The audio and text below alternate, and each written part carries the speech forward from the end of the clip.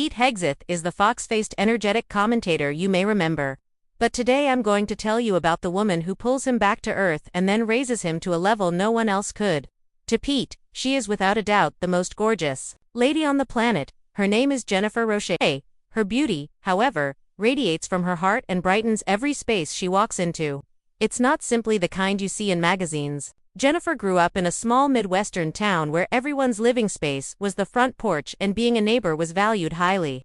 She possessed a kindness that attracted attention even as a little child, not because she asked for it, but because she encouraged it. She would organize lemonade stalls with the revenue going to local shelter pets, assist her elderly neighbors with grocery shopping, and defend children who were being teased at the bus stop.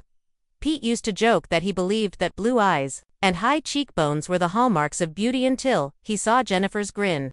A sincere curve that instantly makes you feel better. In Washington, D.C., they met at a charity gala where Jennifer was volunteering for a nonprofit organization that promotes literacy and Pete was giving a speech on veterans issues. Pete recalls witnessing Jennifer distributing books to disadvantaged kids as he left the stage to a sea of people. He thought she was more beautiful than all the chandeliers in the ballroom. Despite her modest black clothing, her warmth and elegance drew him in, and his enthusiasm for helping others captivated her. That evening, they discussed the ideal opening line for To Kill a Mockingbird rather than guest lists or politics. They met for coffee throughout the course of the following several months, both on peaceful park seats and in busy Capitol cafes. Pete would talk about his National Guard tours, the difficulties of frontline reporting, and his aspirations for a better America.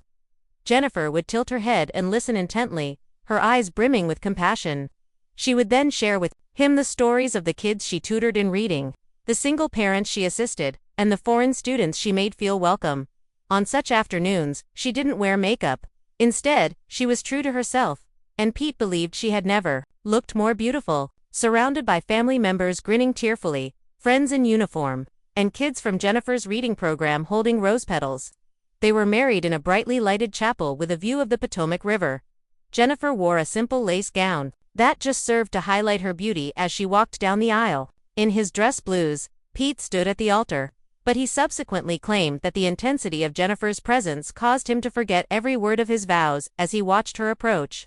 Since then, Jennifer's attractiveness has only grown more apparent. She moved into the background to support issues close to both of their hearts as Pete's media career took off. She started a charity to help military families, arranged book drives for kids of veterans, and collaborated with mental health specialists to provide free counseling in their neighborhood. She accomplished all of this without pursuing attention, but cameras frequently captured her grinning next to Pete at events, exuding a warmth that no stage light could match. However, Jennifer's attractiveness is best demonstrated at home. She is there late at night with a cup of tea and a listening ear after Pete gets back from early morning shooting or red carpet interviews. She provides soft humor, a well-timed joke that breaks the tension like sunlight through clouds when the burden of public life gets to him. She reminds him why he began on this path in the first place and supports him when his aspirations falter with children's paintings from her tutoring sessions scattered across their living room. Pete claims he has found greater beauty in her unwavering support than at any award ceremony. In order to ensure that you never miss another story that reminds us that genuine beauty always begins from inside, please hit the notification bell. Subscribe for more motivational stories, and give this video a thumbs up if Jennifer's story touched you. Thank you for viewing.